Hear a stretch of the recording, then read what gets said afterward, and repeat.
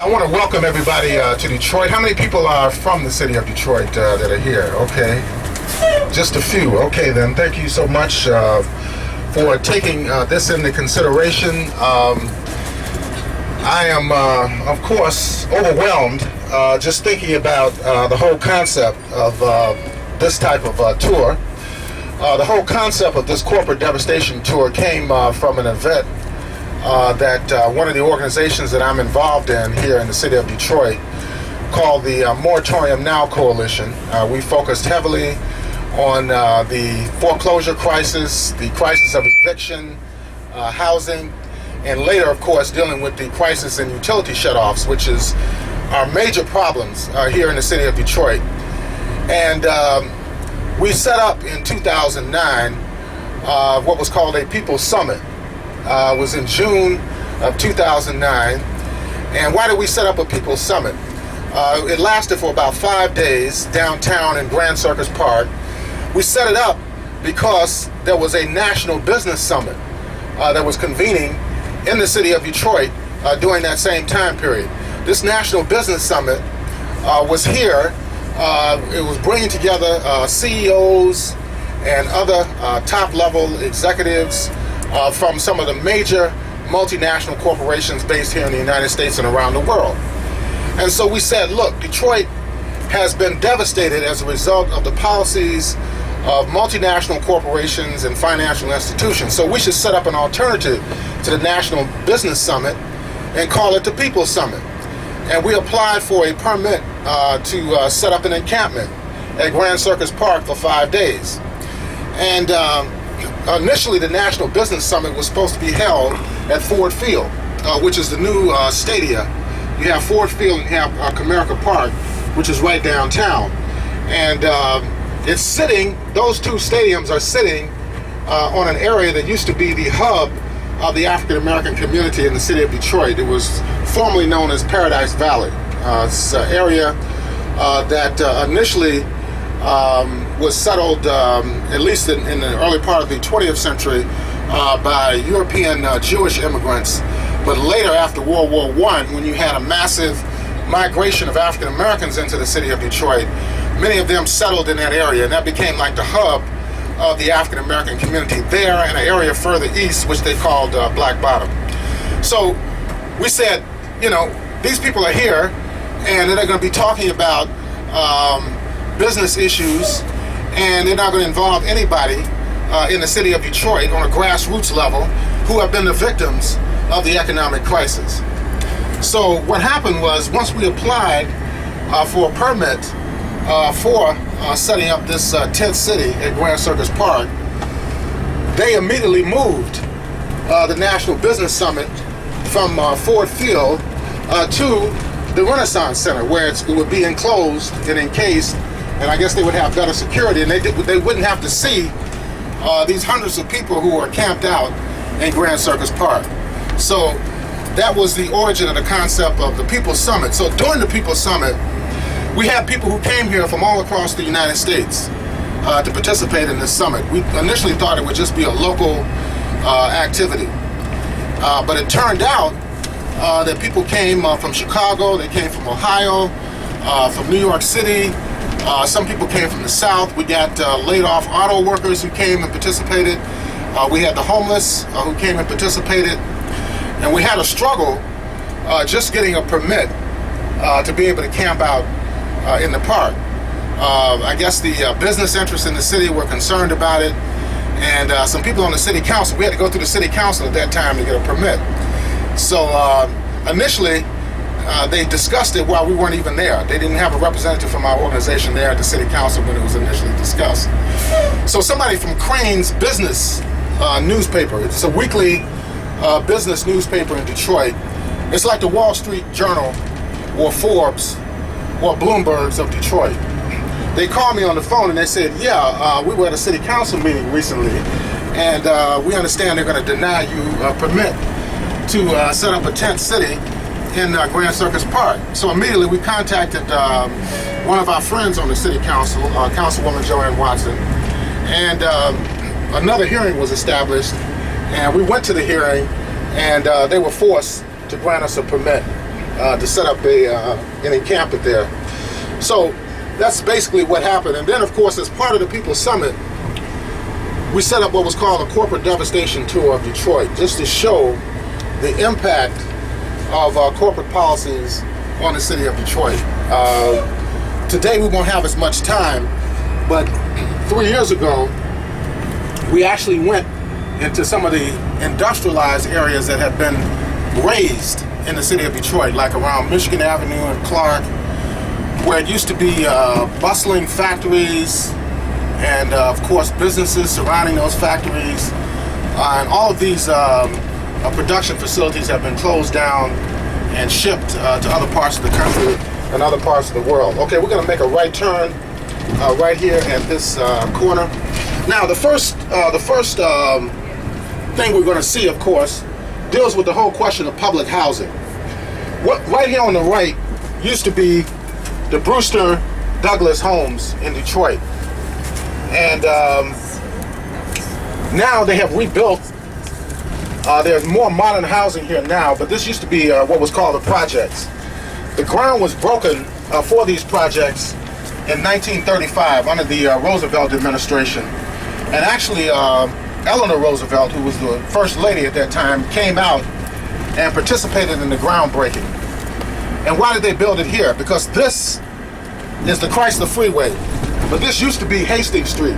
This used to be the hub of the African-American community in Detroit between the 1920s up until the late 1950s, and actually it was shut down in 1961. That's when they forced everybody out of the area, and they built this monstrosity right here, the Chrysler Freeway. So we had federal highway policy that ripped right through the African-American community in the 1950s and early 1960s and dislocated tens of thousands, if not hundreds of thousands of African-Americans from this area. Now, if we look to the right here, these are the remnants of the Brewster Douglas projects. Right here was the Brewster Wheeler Recreation Center.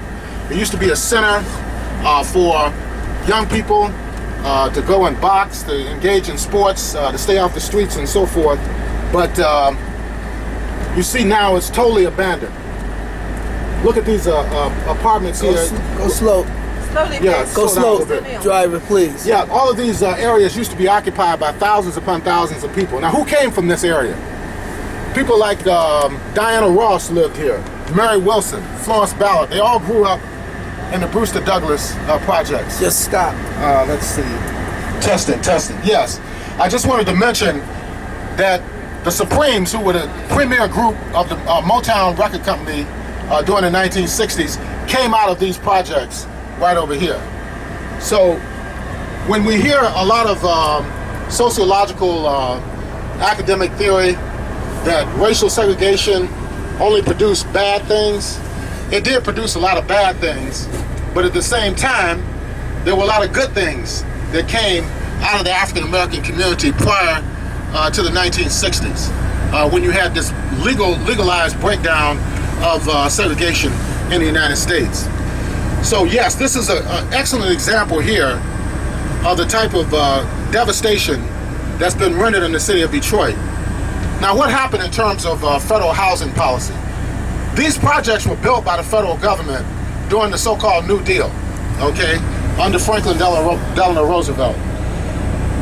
In the 1930s, beginning in 1929, you had the crash of the stock market.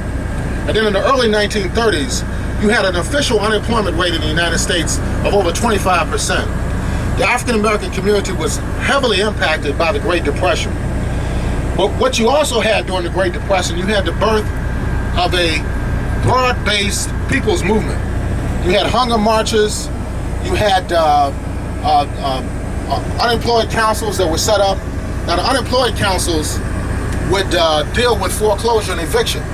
They were organized on a block-by-block basis, and they would, when a bailiff would show up to evict people from their homes, they would either block the bailiff from going in, and if the bailiff got in and put people's furniture out on the street, after the bailiff left, they would take the furniture, break the padlocks on the homes, and move people back in. This was going on in cities across the United States. And a lot of these movements were being headed by people on the left people in the trade union movement.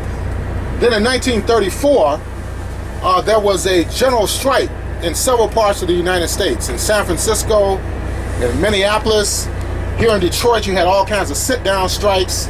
There was a lot of labor unrest in the United States, and it was largely sparked by the economic crisis.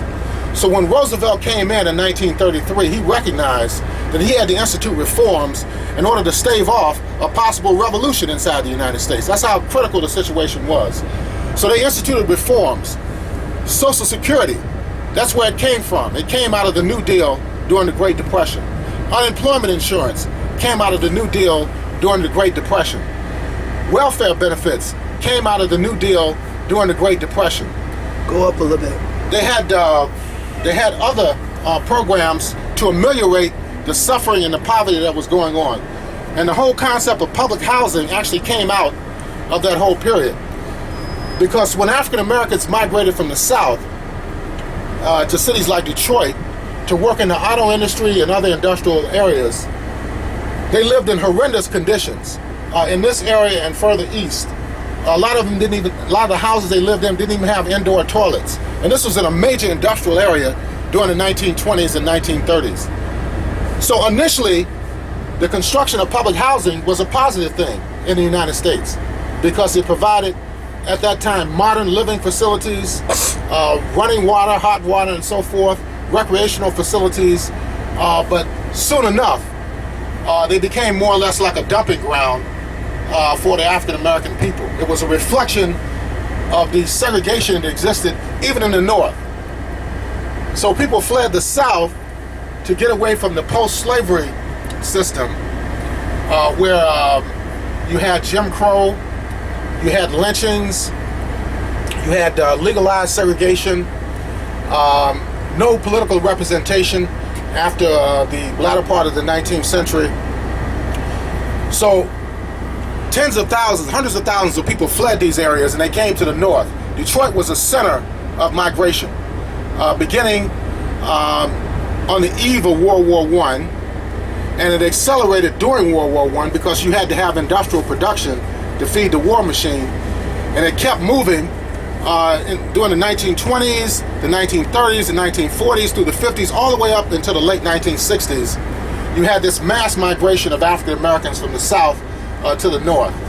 But when they got to the North, they still had the same problems that they had in many ways, just from a different character than what existed in the South. So we can move down a little bit further as well. So what has happened to public housing over the last 2 decades? Well, essentially, a decision was made by the federal government during the early 1990s and during the 1990s, and of course this is extended into the 2000s, is to shut down public housing and not to invest in low-income housing in the cities. So this has contributed to the out-migration of people from the cities to other parts. A lot of people went back to the South. Some people have moved into suburban areas, more working-class suburbs like Warren and Taylor and Romulus. But Detroit has lost, during the last census period, between 2000 and 2010, we have lost 237,000 people in terms of our population. 1/4 of the residents of the city of Detroit left the city during the last census period. I mean, if you just think about that. 25% of the population left the city between 2000 and 2010. And a lot of it had to do with federal housing policy, and also what we'll see a little bit later in the tour, it dealt with the whole crisis of subprime lending, predatory lending, where people were extended mortgages, refinancing schemes that the banks knew people would not be able to afford these programs, and they came in and seized people's homes and forced even more people out. This, of course, was also fueled by deindustrialization. The fact that we've lost hundreds of thousands of industrial jobs in Detroit and in Michigan over the last several decades.